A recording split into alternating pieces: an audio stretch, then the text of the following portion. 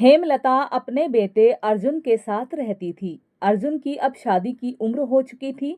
हेमलता अर्जुन के लिए लड़की ढूंढने की तैयारी शुरू कर रही थी, लेकिन हेमलता की ख्वाहिश थी कि वो अपने बेटे अर्जुन के लिए शहर की बहू ही लाएगी। हेमलता खुद से बात करते हुए बोलती है, मेरी सहेलियां बहुत इतराती हैं। गांव की आस पड़ोस की औरतें मेरी बहू अच्छी है, मेरी बहू समझदार है। एक दिन हेमलता भी अपनी इज्जत को बढ़ाने के लिए गांव की औरतों से कहती है, अब तुम सब देखना कैसे मैं एक शहर की बहू को लाती हूँ अपने घर में। सब औरतें बोली, अब बात समझ में आई, आपको शहर की बहू चाहिए, लेकिन आप एक शहर की बहू लाओगी कहाँ से? हेमलता बड़े इतराते हुए बोली, वो सीमा है ना मेरी बचपन की सहेली। लेकिन जब वो 20 बरस की हो गई तब उसके पिताजी को शहर से बड़ी नौकरी का बुलावा आया और वह शहर चली गई। उसी की बेटी है काव्या, उसके साथ मैंने तो बात भी कर ली है। हेमलता की बचपन की सहेली सीमा और हेमलता एक दूसरे से मिलती हैं और दोनों परिवार आपसी सहमति से अर्जुन और काव्य का रिश्ता पक्का करते हैं और चंद दिनों में रस्मों रिवाजों से उन दोनों की शादी भी हो जाती है। शादी के बाद मुंह दिखाई के दिन गांव की सारी आस पड़ोस की औरतें हेमलता के घर पहुंच जाती हैं।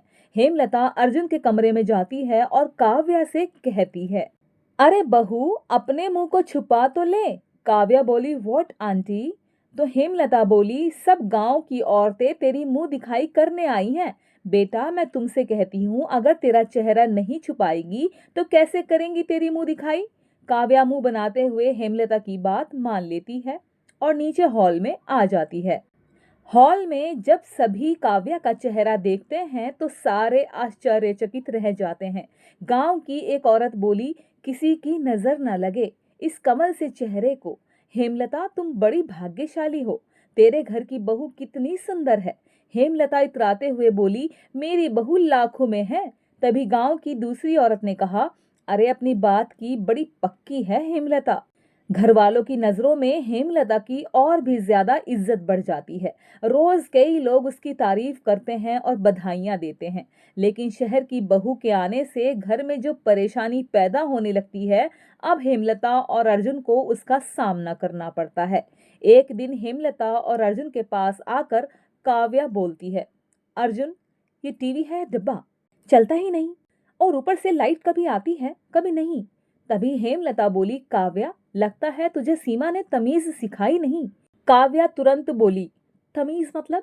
तभी अर्जुन बोलता है, काव्या माँ मैनर्स की बात कर रही है। काव्या हेमलता को इग्नोर करते हुए अर्जुन को चिल्लाते हुए कहती है, इस डब्बा टीवी सेट पर दिन में 10 बार केबल जाती है और ये पानी पी पी कर तो मेरा गला खराब हो जाएगा, और रोजाना बर्तन साफ करके तो मेरे हाथ ही खराब हो गए। ये देखो मेरी स्किन सुपर सेंसिटिव है, क्या करें? तभी अर्जुन बोला, गांव में यही होता है, ऐसी ही जिंदगी होती है, सब कुछ तो है, इसके अलावा और क्या चाहिए तुम्हें? मैं जानता हूँ कि अगर तुम्हें मुश्किल लग रहा है तो हाँ मुश्किल है, इन सब के साथ जीने की आदत डाल लो ना। काव्या गुस्से से चिल्ला पड़ती है और अर्जुन से कहती है, आप लोगों ने मुझे खरीदा है क्या? सुन लो अर्जुन और मम्मी जी आप भी, मुझे घर का रिनोवेशन करना है। इस मिट्टी के घर को संगमरमर का शीश महल बनाना है। मुझे केक बनाने के लिए अवन चाहिए, इंटरटेनमेंट के लिए बड़ा सा टीवी चाहिए और वाटर प्यूरिफायर भी लगा हुआ हो। हम ये सब नहीं बदलेंगे तो गांव कभी नहीं बदलेगा। तभी हेमलता बोलती है, सुबह नाश्ते में चाय की जगह कुछ और तो नहीं गटक लिया? कैसी बातें कर रही है? फिर काव्या बोली, जो करना है करो, लेकिन मुझे इस घटिया लाइफ को अच्छी और क्लास लाइफ बनाना है। अर्जुन बोला, काव्या ऐसा मत करो, मैं इंतजाम करता हूँ, तुम्हारी सारी मांगे पूरी होंगी, तुम बस थोड़ा बहुत टाइम दे दो। काव्या ने अर्जुन को घूरते हुए कहा, लेकिन अगर थोड़ा वक्त ज्यादा लिया तुमने अर्जुन तो फिर बहुत बुरा होगा इसका अंजाम। एक दिन काव्या गांव के भरे बाजार में बाहर जाते समय हाई हील्स और वेस्टर्न कपड़े पहन लेती है, जिसे देखकर सभी उसकी निंदा करते और बुराई करते। गांव के लोग आपस में बोलते, ये हेमलता की शहरी बहू छोटे कपड़े पहनकर पूरे गांव में घूमती रहती है। जब काव्या घर लौटकर आती है तो उसे ऐसे लिबास में देखकर हेमलता बोली, नाक काटने का पूरा बंदोबस्त कर रखा है तूने, हमें तो लगा कि शहर की लड़की है, होनहार समझदार। एकदम हटके होगी, लेकिन ये तो हमारी इज्जत की नैया पार करने में तुली हुई है। काव्या को इन सब बातों का काफी बुरा लगता है और वह गुस्से से चिल्लाती है, तुम्हारी अकल कहाँ चली गई है? आप ही तो बड़ी मान सम्मान की बातें करती हो।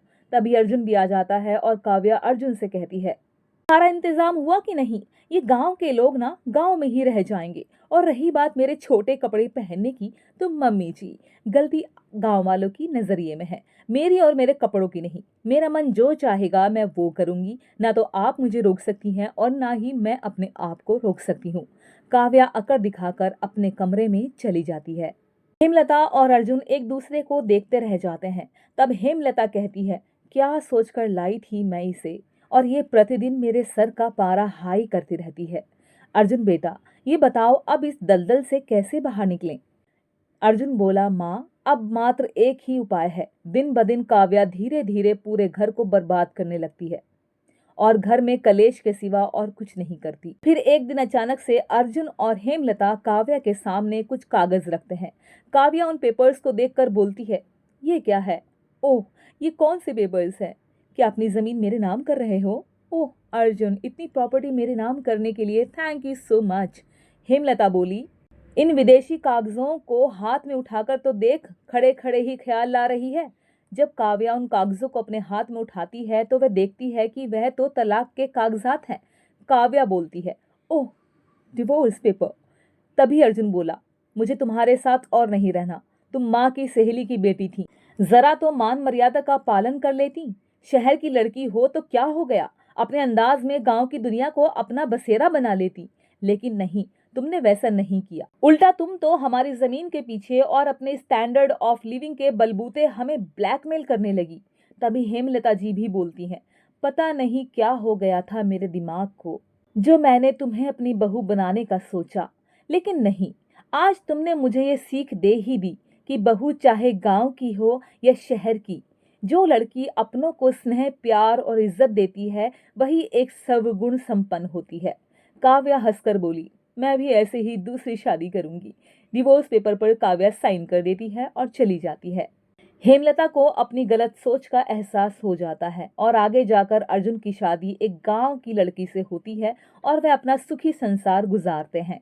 दोस्तों, कहानी को लाइक, शेयर करना और हमारे चैनल आनी ऑफिशियल कहानियां को सब्सक्राइब जरूर करना। धन्यवाद दोस्तों।